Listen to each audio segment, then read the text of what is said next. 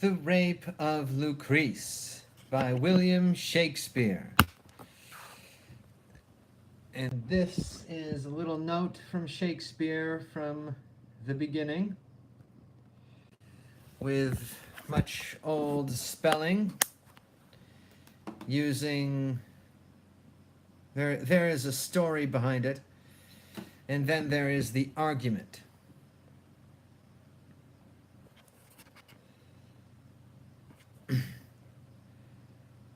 Lucius Tarquinius, for his excessive pride, surnamed Superbus, after he had caused his own father-in-law, Servius Tullius, to be cruelly murdered, and contrary to the Roman laws and customs, not requiring or staying for the people's suffrages, had possessed himself of the kingdom, went, accompanied with his sons and other noblemen of Rome, to besiege Ardea, during which siege the principal men of the army, meeting one evening at the tent of Sextus Tarquinius, the king's son, in their discourses after supper every one commended the virtues of his own wife, among whom Collatinus extolled the incomparable chastity of his wife Lucretia.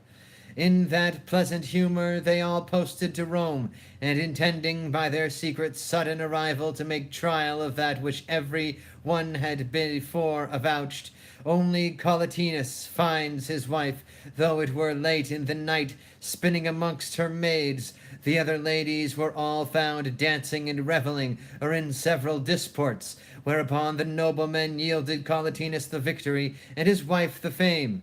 At that time Sextus Tarquinius, being inflamed with Lucrece's beauty, yet smothering his passions for the present, departed with the rest back to the camp, from whence he shortly after privily withdrew himself, and was according to his estate royally entertained and lodged by Lucrece at Collatium. The same night he treacherously stealeth into her chamber, violently ravish her, and early in the morning speedeth away. Lucrece, in this lamentable plight, hastily dispatcheth messengers, one to Rome for her father, another to the camp of Collatine, for they came, the one accompanied with Junius Brutus, the other with Publius Valerius, and finding Lucrece attired in mourning habit, demanded the cause of her sorrow. She, first taking an oath of them for her revenge, revealed the actor and whole manner of his dealing, and withal suddenly stabbed herself, which done, with one consent they all vowed to root out the whole hated family of the Tarquins. And bearing the dead body to Rome, Brutus acquainted the people with the doer and manner of the vile deed, with a bitter invective against the tyranny of the king, wherewith the people were so moved that with one consent and a general acclamation the Tarquins were all exiled, and the state government changed from kings to consuls.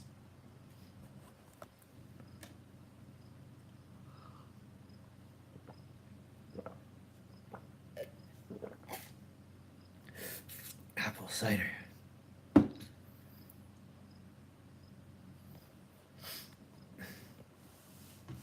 From the besieged Ardea all in post, borne by the trustless wings of false desire, lust-breathed Tarquin leaves the Roman host, and to Collatium bears the lightless fire, which in pale embers hid lurks to aspire, and girdle with embracing flames the waist of Collatine's fair love, Lucrece the chaste.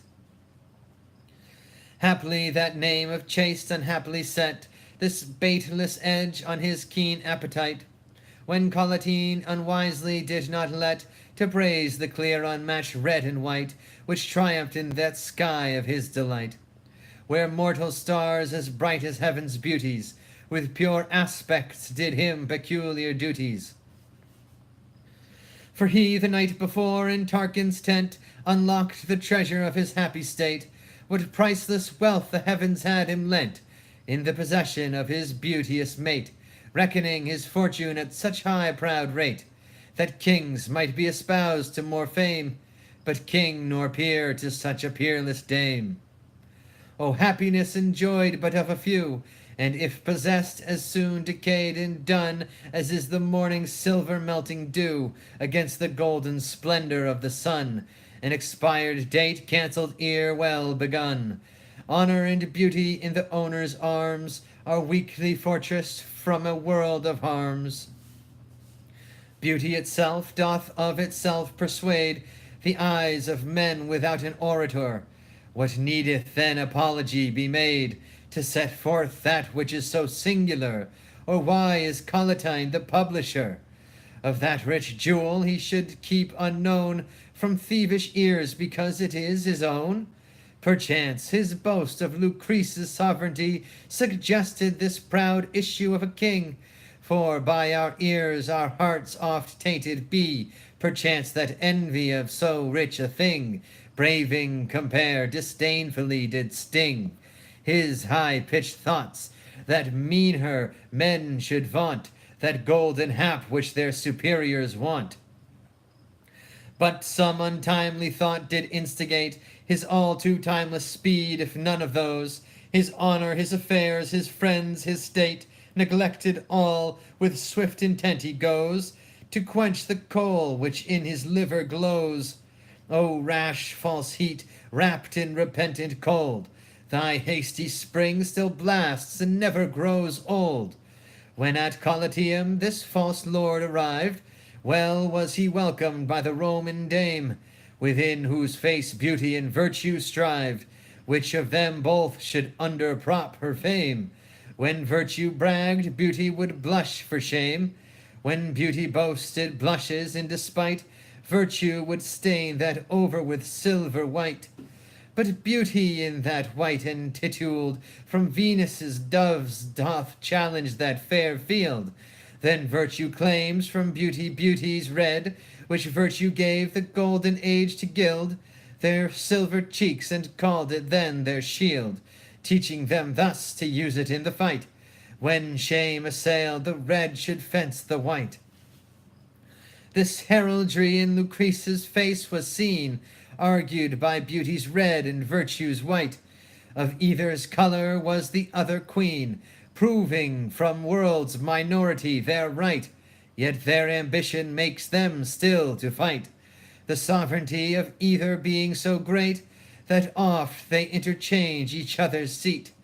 This silent war of lilies and of roses, which Tarquin viewed in her fair face's field, in their pure ranks his traitor eye encloses, where lest between them both it should be killed, the coward captive vanquished doth yield.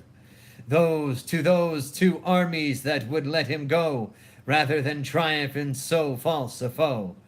Now thinks he that her husband's shallow tongue, the niggard prodigal that praised her so, in that high task hath done her beauty wrong, which far exceeds his barren skill to show. Therefore that praise which Collatine doth owe, enchanted Tarquin answers with surmise, in silent wonder of still gazing eyes. This earthly saint adored by this devil, little suspecteth the false worshipper, for unstained thoughts do seldom dream on evil. Birds never limed no secret bushes fear, so guiltless she securely gives good cheer, and reverend welcome to her princely guest, whose inward ill no outward harm expressed. For that he colored with his high estate, hiding base sin in pleats of majesty, that nothing in him seemed inordinate, save sometime too much wonder of his eye, which having all could not satisfy. But poorly rich so wanteth in his store, that cloyed with much he pineth still for more.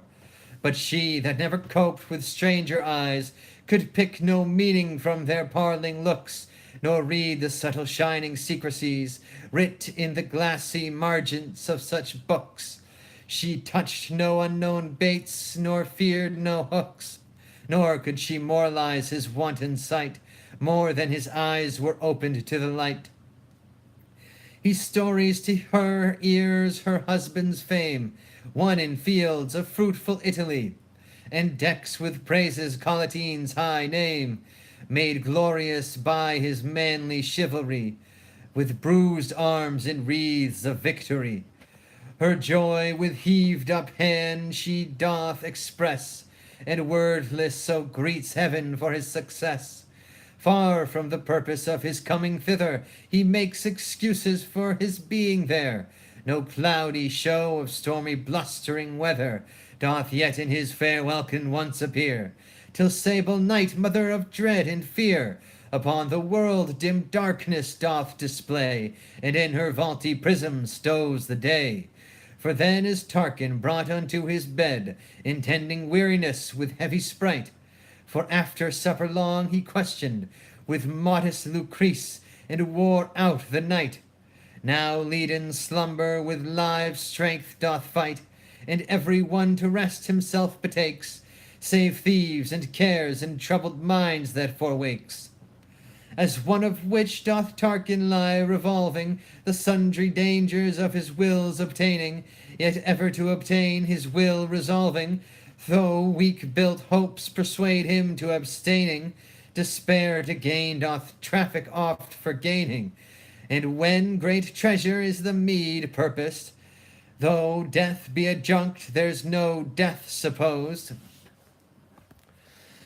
Those that much covet are with gain so fond, that what they have not, that which they possess, they scatter and unloose it from their bond, and so by hoping more they have but less, or gaining more the profit of excess. It is but to surfeit and such grief sustain, that they prove bankrupt in this poor rich gain. The aim of all is but to nurse the life with honor, wealth, and ease in waning age.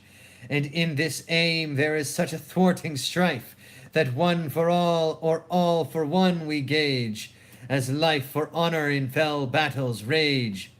Honor for wealth, and oft that wealth doth cost the death of all, and altogether lost. So that venturing ill we leave to be the things we are for that which we expect. And this ambitious foul infirmity, in having much, torments us with defect. Of that we have, so then we do neglect the thing we have, and all for want of wit make something nothing by augmenting it. Such hazard now must doting Tarquin make, pawning his honor to obtain his lust, and for himself he must forsake. Then where is truth if there be no self-trust? When shall he think to find a stranger just, when he himself confounds, betrays, to slanderous tongues and wretched hateful days? Now stole upon the time the dead of night, when heavy sleep had closed up mortal eyes.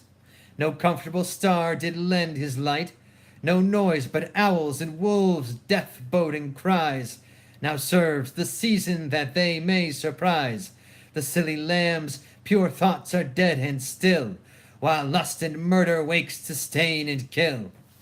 And now this lustful lord, leapt from his bed, throwing his mantle rudely over his arm, is madly tossed between desire and dread. The one sweetly flatters, the other feareth harm. But honest fear, bewitched with lust's foul charm, doth too oft betake him to retire, beaten away by brain-sick rude desire.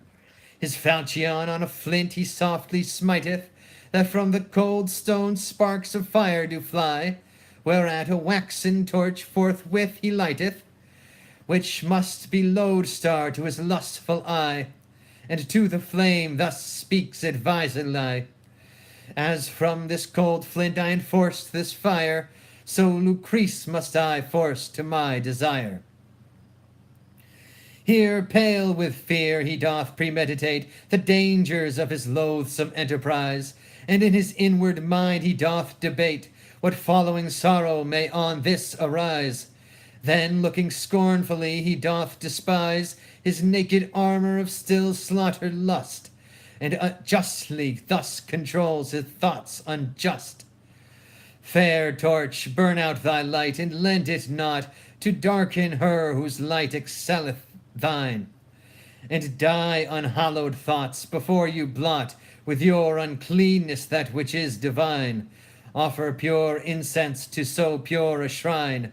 Let fair humanity abhor the deed that spots and stains love's modest snow-white weed. O shame to knighthood and to shining arms! O foul dishonor to my household's grave! O impious act including all foul harms! A martial man to be soft fancy's slave! True valor still a true respect should have. Then my digression is so vile, so base, that it will live engraven in my face. Yea, though I die, the scandal will survive, and be an eyesore in my golden coat.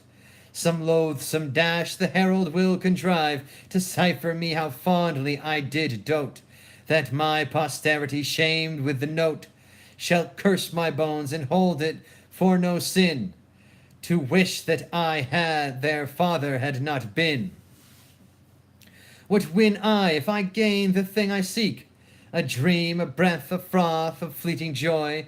Who buys a minute's mirth to wail a week, or sells eternity to get a toy? For one sweet grape who will the vine destroy? Or what fond beggar but to touch the crown would with the sceptre straight be stricken down? If Collatinus dream of my intent, will he not wake and in a desperate rage post hither this vile purpose to prevent the siege that hath engirt his marriage, this blur to youth, this sorrow to the sage, this dying virtue, this surviving shame, whose crime will bear an ever-during blame? Oh, what excuse can my invention make when thou shalt charge me with so black a deed? Will not my tongue be mute, my frail joints shake, mine eyes forego their light, my false heart bleed? The guilt being great, the fear doth still exceed, and extreme fear can neither fight nor fly, but coward-like with trembling terror die. Had Collatinus killed my son or sire, or lain in ambush to betray my life, or were he not my dear friend, this desire might have excuse to work upon his wife, as in revenge or quittal of such strife. But as he is my kinsman, my dear friend, the shame and fault finds no excuse nor end. Shameful it is, if the fact be known. Hateful it is, there is no hate in loving. I'll beg her love, but she is not her own. The worst is but denial and reproving. My will is strong, past reason's weak removing. Who fears a sentence or an old man's saw shall by a painted cloth be kept in awe. Thus graceless holds he disputation tween frozen conscience and hot burning will, and with good thoughts makes dispensation, urging the worse sense for vantage still, which in a moment doth confound and kill all pure effects, and doth so far proceed that what is vile shows like a virtuous deed. Quoth he, she took me kindly by the hand, and gazed for tidings in my eager eyes, fearing some hard news from the warlike band, where her beloved Collatinus lies. Oh, how her fear did make her colour rise! First red as roses that on lawn we lay, then white as lawn the roses took away. And how her hand in my hand being locked, forced it to tremble with her loyal fear, which strook her sad, then it faster rocked, until her husband's welfare she did hear, whereat she smiled with so sweet a cheer, that had Narcissus seen her as she stood, self-love had never drowned him in the flood. Why hunt I then for colour or excuses? All orators are dumb when beauty pleadeth. Poor wretches have remorse in poor abuses. Love thrives not in the heart that shadows dreadeth. Affection is my captain, and he leadeth. And when his gaudy banner is displayed, the coward fights and will not be dismayed. Then childish fear of aught debating die, respect and reason wait on wrinkled age. My heart shall never countermand mine eye. Sad pause and deep regard beseems the sage. My part is youth, and beats these from the stage. Desire my pilot is, beauty my prize. Then who fears sinking where such treasure lies? As corn overgrown by weeds, so heed full fear. is almost choked by unreleased lust. Away he steals with opening listen ear, full of foul hope and full of fond mistrust, both which as servitors to the unjust so cross him with their opposite persuasion, that now he vows a league and now invasion. Within his thought her heavenly image sits, and on and in the self same seat sits Collatine. That eye which looks on founds his wits, that eye which him beholds as more divine, unto a view so false will not incline, but with a pure appeal seeks to the heart, which once corrupted takes the worser part, and therein heartens up his servile powers, who flattered by their leaders' jocund show, stuff up his lust as minutes fill up hours, and as their captain, so their pride doth grow, pay more slavish tribute than they owe. By reprobate desire thus madly led, the Roman lord marcheth to Lucrece's bed. The locks between her chamber and his will, each one by him enforced retires his ward. But as they open, they all rate his ill, which drives the creeping thief to some regard. The threshold grates the door to have him heard. Night-wandering weasels shriek to see him there. They fright him, yet he still pursues his fear. As each unwilling portal yields him way, through little vents and crannies of the place, the wind wars with his torch to make him stay, and blows the smoke of it into his face, extinguishing his conduct in this case. But his hot heart, which fond desire doth scorch, puffs forth another wind that fires the torch. And being lighted by the light he spies, Lucretia's glove, wherein her needle sticks, he takes it from the rushes where he lies, and gripping it, the needle his finger pricks, as who should say, this glove to wanton tricks is not injured, return again in haste. Thou seest our mistress's ornaments are chaste. But all these poor forbiddings could not stay him. He in the worst sense consters their denial. The doors, the wind, the glove that did delay him, he takes for accidental things of trial, or as those bars which stop the hourly dial, who with a lingering stay his course doth let, till every minute pays the hour his debt. So, quoth he, these let's attend the time, like little frosts that sometime threat the spring, to add a more rejoicing to the prime, and give the sneaped birds more cause to sing. Pain pays the income of each precious thing. Huge rocks, high winds, strong pirates, shelves and sands, the merchant fears ere rich at home he lands. Now is he come unto the chamber door that shuts him from the heaven of his thought, which with a yielding latch and with no more hath barred him from the blessed thing he sought. So from himself impiety hath wrought, that for his prey to pray he doth begin, as if the heavens should countenance his sin. But in the midst of his unfruitful prayer, having solicited the eternal power, that his foul thoughts might compass his fair fare, and they would stand auspicious to the hour, even there he starts, quoth he, I must deflower. The powers to whom I pray abhor this fact. How can they then assist me in the act? Then love and fortune be my gods, my guide. My will is backed with resolution. Thoughts are but dreams till their effects be tried. The blackest sin is cleared with absolution. Against love's fire fear's frost hath dissolution. The eye of heaven is out, and misty night covers the shame that follows sweet delight. This said, his guilty hand plucked up the latch, and with his knee the door he opens wide. The dove sleeps fast that this night owl will catch.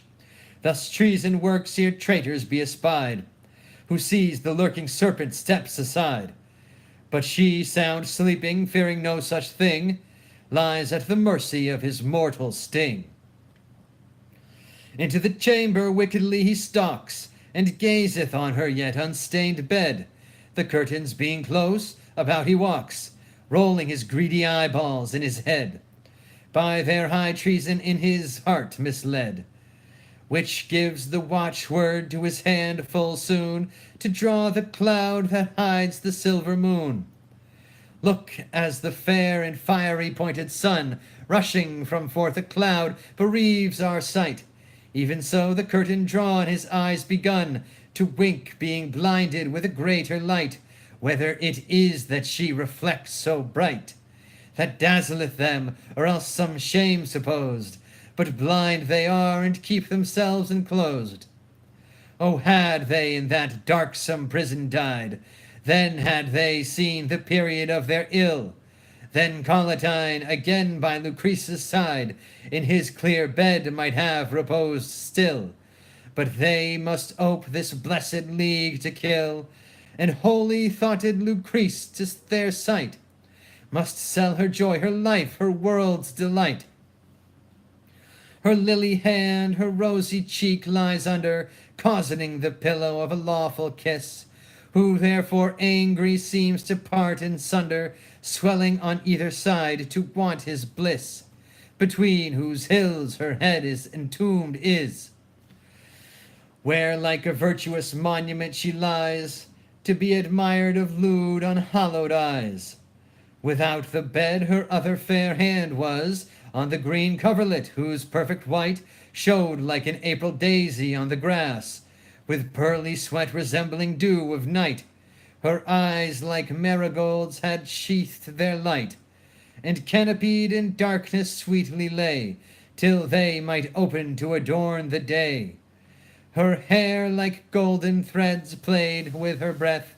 O modest wantons, wanton modesty, showing life's triumph in the map of death, and death's dim look in the life mortality.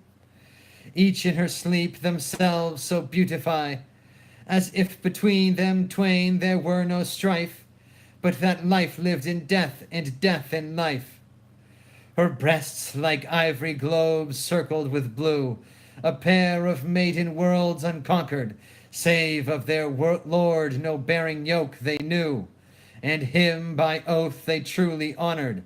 These worlds in Tarquin new ambition bred, who like a foul usurper went about, from this fair throne to heave the owner out.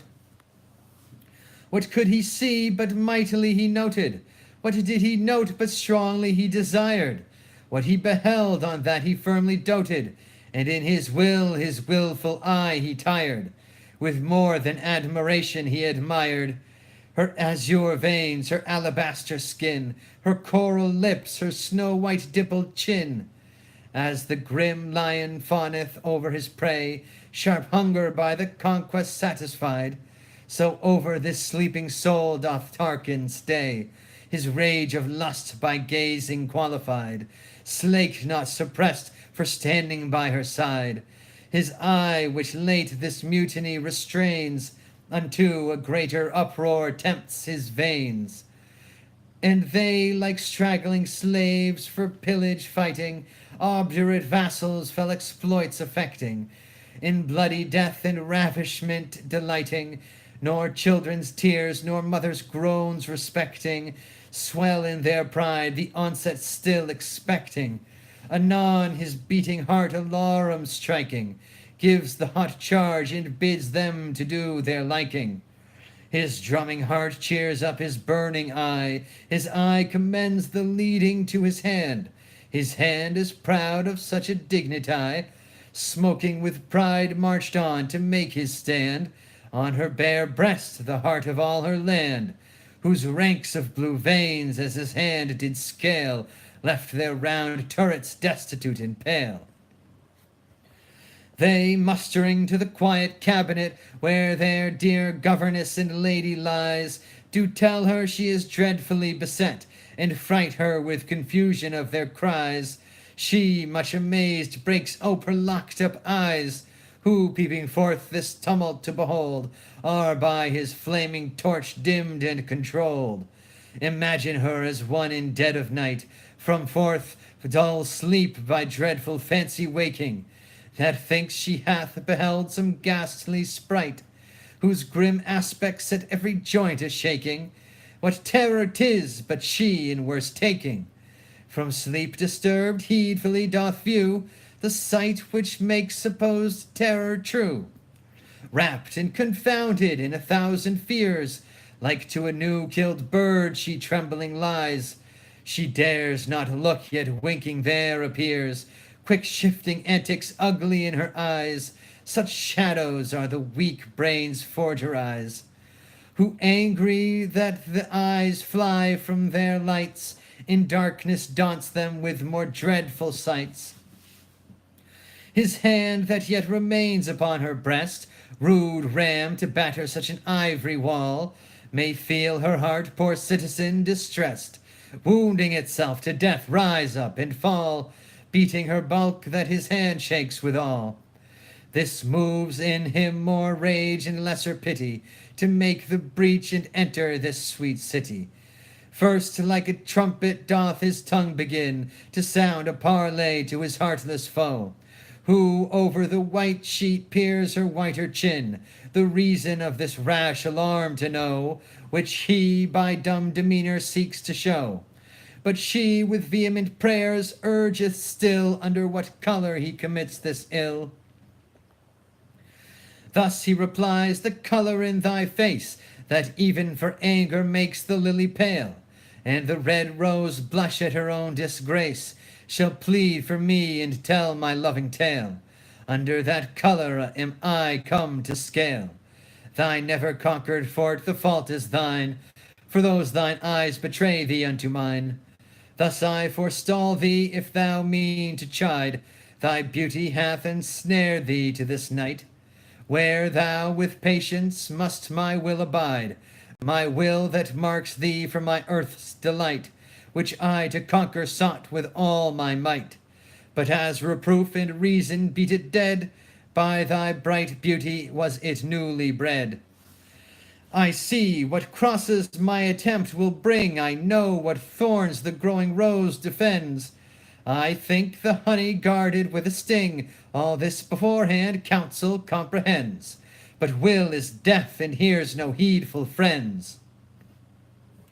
Only he hath an eye to gaze on beauty, and dotes on what he looks 'gainst law or duty. I have debated even in my soul what wrong, what shame, what sorrow I shall breed, but nothing can affection's course control, or stop the headlong fury of his speed. I know repentant tears ensue the deed, reproach, disdain, and deadly enmity, yet strive I to embrace mine infamy. This said, he shakes aloft his Roman blade, which like a falcon towering in the skies, coucheth the fowl below with his wings shade, whose crooked break threats, if he mount he dies. So under his insulting falchion lies harmless Lucretia, marking what he tells, with trembling fear as fowl hear falcon's bells. Lucrece, quoth he, this night I must enjoy thee. If thou deny, then force must work my way. For in thy bed I purpose to destroy thee. That done, some worthless slave of thine I'll slay, to kill thine honor with thy live's decay. And in thy dead arms do I mean to place him, swearing I slew him, seeing thee embrace him. So thy surviving husband shall remain, the scornful mark of every open eye. Thy kinsmen hang their heads at this disdain, thy issue blurred with nameless bastard eye. And thou, the author of their obloquy, shalt have thy trespass cited upon in rhymes, and sung by children in succeeding times. But if thou yield, I rest thy secret friend. The fault unknown is as a thought unacted, a little harm done to a great good end, for lawful policy remains enacted. The poisonous simple sometime is compacted. In a pure compound being so applied, his venom in effect is purified. Then for thy husband and thy children's sake, Tender my suit, bequeath not to their lot the shame that from them no device can take, the blemish that will never be forgot, worse than a slavish wipe or a birth hour's blot. For marks descried in men's nativity are nature's faults, not their own infamy. Here with a cockatrice's dead-killing eye he rouseth up himself, it makes a pause, while she, the picture of pure piety, like a white hind under the gripe's sharp claws, pleads in a wilderness where are no laws. To the rough beast that knows no gentle right, nor aught obeys but this foul appetite. But when a black-faced cloud the world doth threat, in his dim mist the aspiring mountains hiding, from earth's dark womb some gentle gust doth get, which blow these pitchy vapours from their biding, hindering their present fall by this dividing. So his unhallowed haste her words delays, and moody Pluto winks while Orpheus plays. Yet foul night-waking cat he doth but dally, while in his hold-fast foot the weak mouse panteth. Her sad behaviour feeds his vulture folly, a swallowing gulf that even in plenty wanteth. His ear her prayers admits, but his heart granteth no penetrable entrance to her plaining, tears harden lust, though marble wear with raining. Her pity-pleading eyes are sadly fixed in the remorseless wrinkles of his face. Her modest eloquence with sighs is mixed, which to her oratory adds more grace. She puts the period often from his place, and amidst the sentence so her accent breaks, that twice she doth begin ere once she speaks. She conjures him by high almighty Jove, by knighthood, gentry, and sweet friendship's oath, by her untimely tears, her husband's love, by holy human law and common troth, by heaven and earth and all the power of both, that to this borrowed bed he make retire, and stoop to honour, not to foul desire. Quoth she, reward not hospitality with such black payment as thou hast pretended. Mud not the fountain that gave drink to thee, mar not the thing that cannot be amended, and thy ill aim before thy shoot be ended. He is no woodman that doth bend his bow to strike a poor unseasonable doe. My husband is thy friend, for his sake spare me. Thyself art mighty, for thine own sake leave me. Myself a weakling, do not then ensnare me. Thou lookest not like deceit, do not deceive me. My sighs like whirlwinds labour hence to heave thee.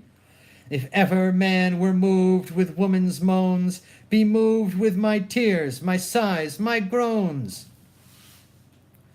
All which together, like a troubled ocean, beat at thy rocky and rack-threatening heart, to soften it with their continual motion. For stones dissolved to water do convert. Oh, if no harder than a stone thou art, melt at my tears and be compassionate. Soft pity enters at an iron gate. In Tarquin's likeness I did entertain thee. Hast thou put on his shape to do him shame? To all the host of heaven I complain me. Thou wrongest his honour, woundedest his princely name.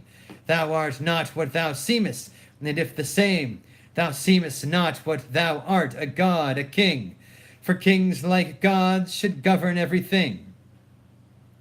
How will thy shame be seated in thine age, when thus thy vices bud before thy spring? If in thy hope thou darest do such outrage, what darest thou not when once thou art a king? Oh, be remembered no outrageous thing from vassal actors can be wiped away. Then kings' misdeeds cannot be hid in clay. This deed will make thee only loved for fear, but happy monarchs still are feared for love. With foul offenders thou perforce must bear, when they in thee the like offences prove. But if for fear of this thy will remove.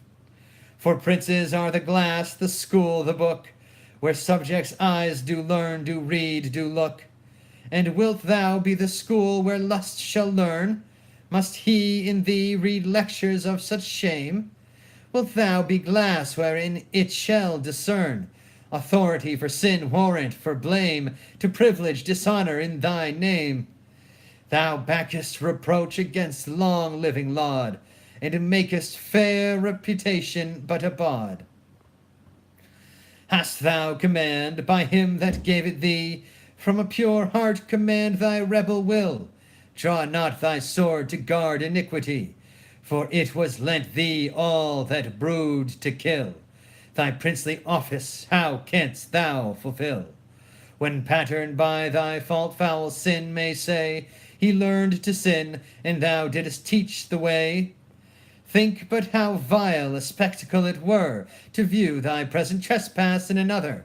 Men's faults do seldom to themselves appear, their own transgressions partially they smother. This guilt would seem death-worthy in thy brother. Oh, how are they wrapped in with infamies that from their own misdeeds oscance their eyes! To thee, my heaved-up hands appeal, not to seducing lust, thy rash relier. I sue for exiled majesty's repeal. Let him return and flattering thoughts retire. His true respect will prison false desire, and wipe the dim mist from thy doting eyne, that thou shalt see thy state and pity mine. Have done, quoth he, my uncontrolled tide turns not, but swells the higher by this let.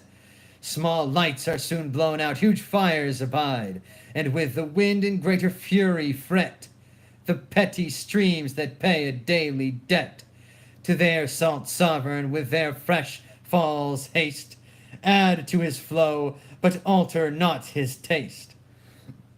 Thou art, quoth she, a sea, a sovereign king, and lo, there falls into thy boundless flood black lust, dishonor, shame, misgoverning, who seek to stain the ocean of thy blood. If all these petty ills shall change thy good, thy sea within a puddle's womb is hearsed, and not the puddle in thy sea dispersed. So shall these slaves be king, and thou their slave. Thou nobly base, they basely dignified, though their fair life, and they thy fouler grave. Thou loathed in their shame, they in their pride. The lesser thing should not the greater hide. The cedar stoops not to the base shrub's foot, but low shrubs wither at the cedar's root. So let thy thoughts, low vassals to thy state. No more, quoth he, by heaven I will not hear thee. Yield to my love, if not enforced hate. Instead of love's coy touch shall rudely tear thee. That done, despitefully I mean to bear thee unto the base bed of some rascal groom, to be thy partner in this shameful doom. This said, he sets his foot upon the light, for light and lust are deadly enemies. Shame folded up in blind concealing night, when most unseen, then most doth tyrannies.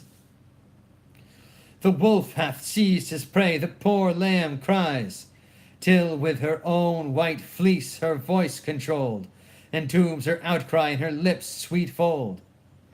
For with the nightly linen that she wears, he pens her piteous clamors in her head, cooling his hot face in the chastest tears that ever modest eyes with sorrow shed.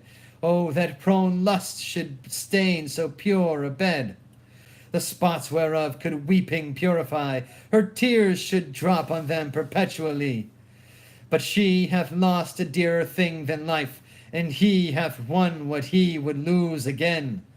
This forced league doth force a further strife, this momentary joy breeds months of pain, this hot desire converts to cold disdain. Pure chastity is rifled of her store, and lust the thief far poorer than before. Look as the full-fed hound or gorged hawk, unapt for tender smell or speedy flight, make slow pursuit or altogether balk the prey wherein by nature they delight. So surfeit taking Tarquin fares this night, his taste delicious, indigestion souring, devours his will that lived by foul devouring. O deeper sin than bottomless conceit can comprehend in still imagination.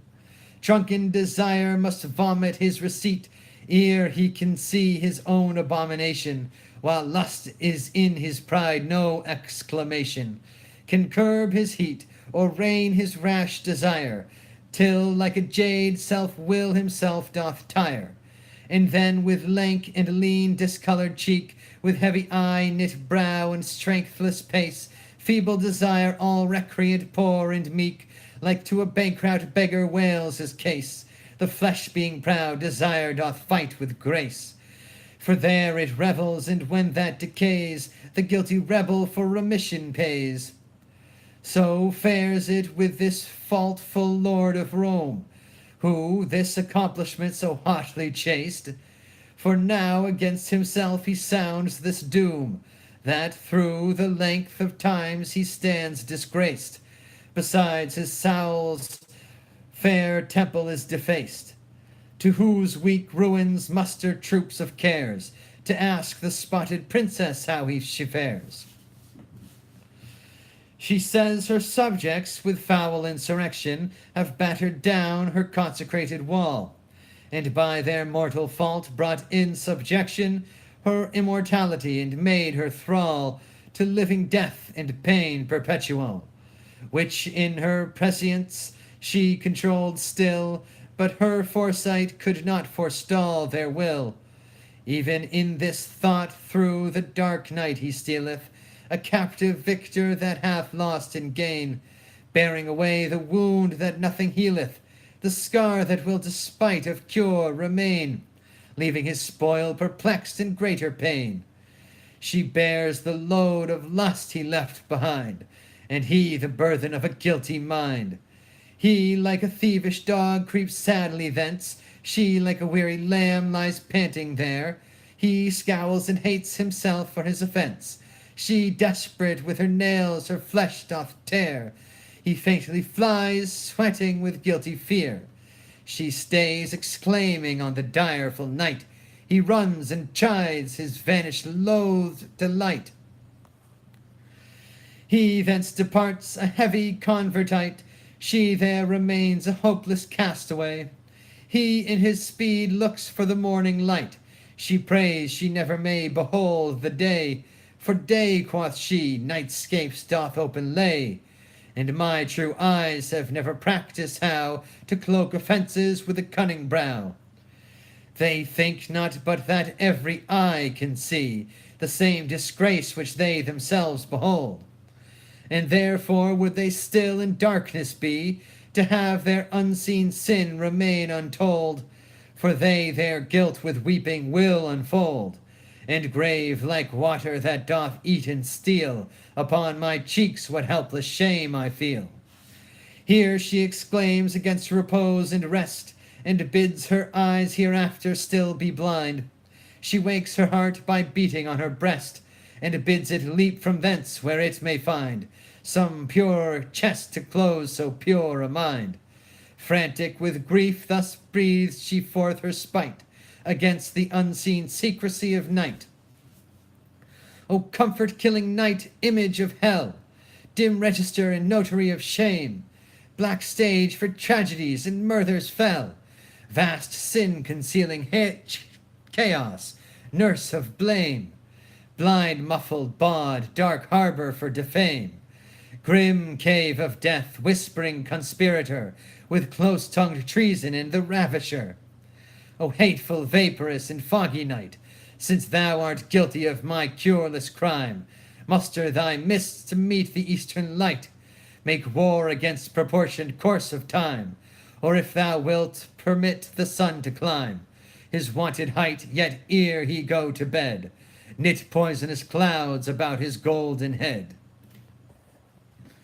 With rotten damps ravish the morning air, let their exhaled unwholesome breaths make sick the life of purity, the supreme fair, ere he arrive his weary noontide prick.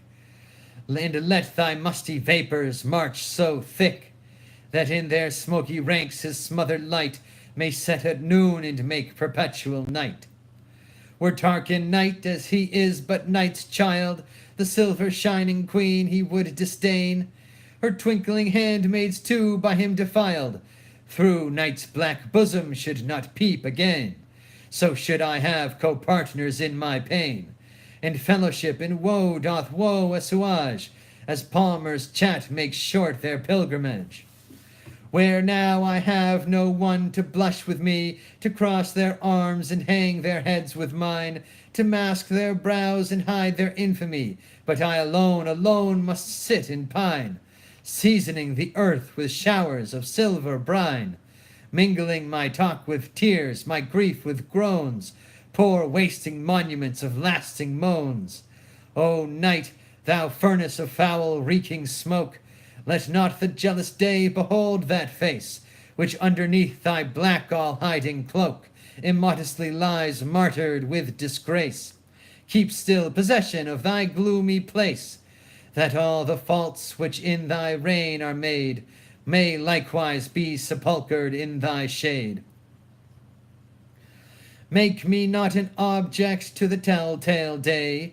The light will show, charactered in my brow, the story of sweet chastity's decay, the impious breach of holy wedlock vow, yea, the illiterate that know not how decipher what is writ in learned books, will coat my loathsome trespass in my looks. The nurse to her still child will tell my story, and fright her crying babe with Tarquin's name. The orator to deck his oratory will couple my reproach to Tarquin's shame. Feast-finding minstrels turning my defame will tie the hearers to attend each line, how Tarquin wronged me, I, Collatine. Let my good name, that senseless reputation, for Collatine's dear love be kept unspotted. If that be made a theme for disputation, the branches of another root are rotted, and undeserved reproach to him allotted, that is as clear from this attaint of mine, as I ere this was pure to Collatine. O unseen shame, invisible disgrace, O unfelt sore, crest-wounding private scar, reproaches stamped in Collatinus' face, and Tarquin's eye may read the mot afar, how he in peace is wounded, not in war. Alas, how many bear such shameful blows, which not themselves, but he that gives them knows. If, Collatine, thine honour lay in me, from me by strong assault is bereft, my honey lost, and I, a drone-like bee, have no perfection of mind, but robbed and ransacked by injurious theft. In thy weak hive and wandering wasp hath chased, yet am I guilty of thy honour's wrack, yet for thy honour did I entertain him. Coming from thee I could not put him back, for it had been dishonour to disdain him. Besides, of weariness he did and talk to virtue, O evil, when virtue is profaned in such a devil. Why should the worm intrude, or hateful cuckoos hatch in sparrows, nor toads infect fair founts with venom mud, or tyrant folly lurk in gentle breasts, or kings be breakers of their own? But no perfection is so absolute that some impurity doth not pollute. The aged man that coffers up his gold is plagued with painful fits, and scarce hath his eyes treasure to behold, but like still pining Tantalus he sits, and useless barns the harvest of his wits, having no other pleasure of his gain, but torment that it cannot cure his pain. So then he hath it when he cannot use it, and leaves it to be mastered by his young, who in their pride do presently abuse it. Their father was too weak and they too strong to hold their cursed blessed fortune long. The sweets we wish for turn to loathed sours, even in the moment that we call them ours. Unruly blasts wait on the tender spring, unwholesome weeds take root with precious flowers. The adder hisses where the sweet birds sing, What virtue breeds iniquity devours. We have no good that we can say is ours, but ill annexed opportunity, or kills his life, or else his quality. O opportunity, thy guilt is great. 'Tis thou that executest the traitor's treason. Thou set'st the wolf where he the lamb may get. Whoever plots the sin, thou pointest the season. 'Tis thou that spurnest at right, at law, at reason. And in thy shady cell, where none may spy him, sits sin to seize the souls that wander by him. Thou makest the vestal violator oath. Thou blowest the fire when temperance is thawed. Thou smotherest honesty, thou murderest troth. Thou foul abettor, thou notorious bawd. Thou plantest scandal and displacest laud. Thou ravisher, thou traitor, thou false thief. Thy honey turns to gall, thy joy to grief. Thy secret pleasure turns to open shame. Thy private feasting to a public fast. Thy smoothing titles to a ragged name. Thy suraged tongue to a bitter wormwood taste. Thy violent vanities can never last. How comes it then, vile opportunity, being so bad, such numbers to seek for thee? When wilt thou be the humble suppliant's friend, and bring him where his suit may be obtained? When wilt thou sort in our great strifes to end, or free that soul which wretchedness hath chained? Give physic to the sick, ease to the pained. The poor, lame, blind, halt, creep, cry out for thee, but they never meet with opportunity. The patient dies while the physician sleeps, the orphan pines while the oppressor feeds. Justice is feasting while the widow weeps, advice is sporting while infection breeds. Thou grantest no time for charitable deeds. Wrath, envy, treason, rape, and murder's rages, thy heinous hours wait on them as their pages. When truth and virtue have to do with thee, 1,000 crosses keep them from thy aid. They buy thy help, but sin never gives a fee. He gratis comes, and thou art well apaid, as well to hear as grant what he hath said. My Collatine would else have come to me when Tarquin did, but he was stayed by thee. Guilty thou art of murder and oft theft, guilty of perjury and subornation, guilty of treason, forgery, and shift, guilty of incest, that abomination, an accessory by thine inclination to all sins past and all that are to come, from the creation to the general doom. Misshapen time, copse mate of ugly night, swift subtle post carrier of grisly care, eater of youth, false slave to false delight, base watch of woes, sin's pack-horse, virtue's snare, thou nursest all and murderest all that are. Oh, hear me then, injurious shifting time, be guilty of my death, since of my crime.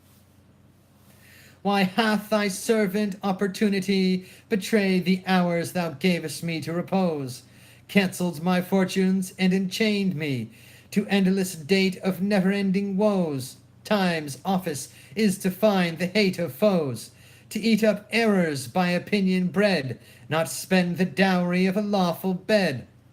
Time's glory is to calm contending kings, to unmask falsehood and bring truth to light, to stamp the seal of time in aged things, to wake the morn and sentinel the night, to wrong the wronger till he render right, to ruinate proud buildings with thy hours, and smear with dust their glittering golden towers, to fill with wormholes stately monuments, to feed oblivion with decay of things, to blot old books and alter their contents, to pluck the quills from ancient ravens' wings, to dry the old oak's sap and cherish springs, to spoil antiquities of hammered steel, and turn the giddy round of fortune's wheel, to show the beldame daughters of her daughter, to make the child a man, the man a child, to slay the tiger that doth live by slaughter, to tame the unicorn and lion wild, to mock the subtle in themselves beguiled, to cheer the ploughman with increaseful crops, and waste huge stones with little water drops. Why workest thou mischief in thy pilgrimage, unless thou couldst return to make amends? One poor retiring minute in an age would purchase thee 1,000 friends, lending him wit that to bad debtors lends. Oh, this dreadful night, wouldst thou 1 hour come back, I could prevent this storm and shun thy wrack. Thou ceaseless lackey to eternity, with some mischance crossed Tarquin in his fight, defies extremes beyond extremity, to make him curse this cursed crimeful night. Let ghastly shadows his lewd eyes affright, and the dire thought of his committed evil shape every bush a hideous shapeless devil.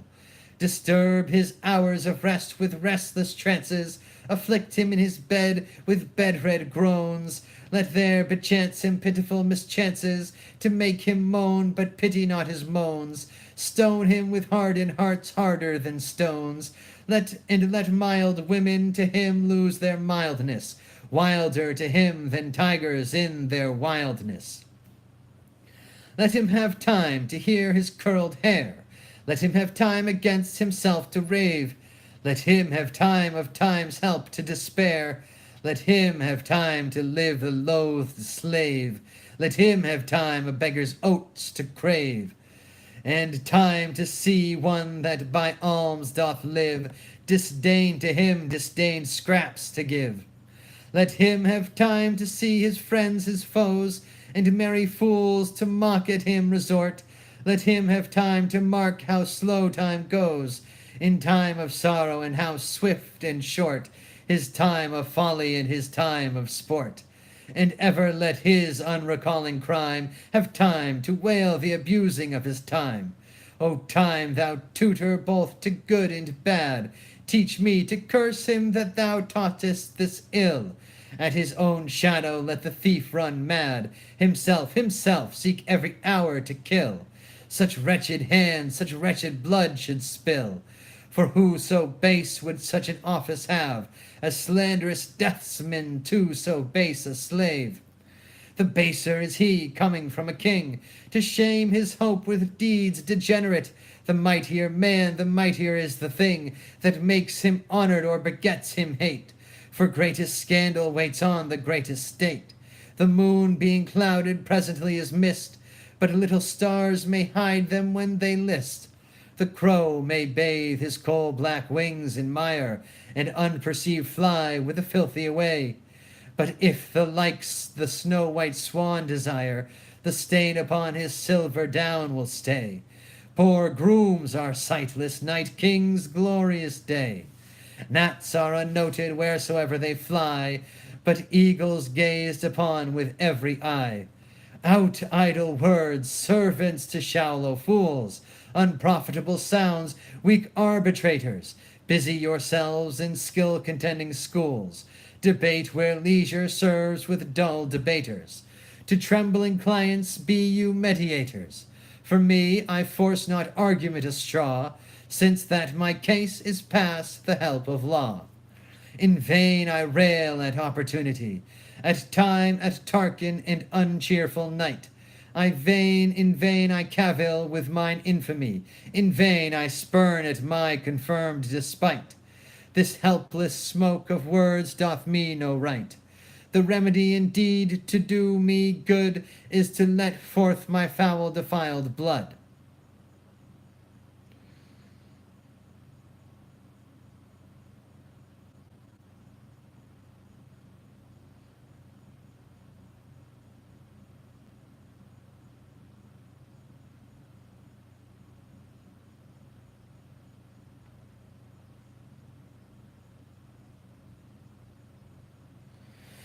Well, I think that's the end of. Oh, nope. We can do it. Now I have to find where I was. Not too hard. 1 minute.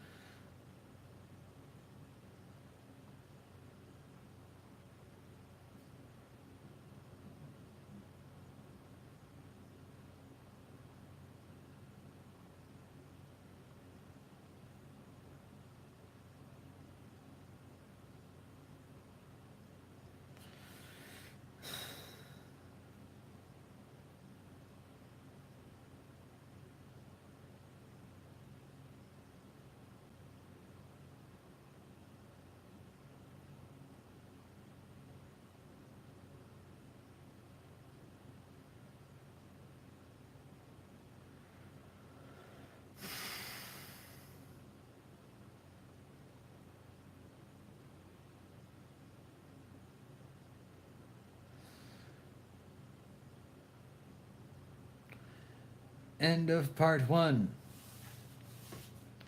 Amen. Praise God. Jesus Christ. Jah Rastafari. Most High. Bless William Shakespeare.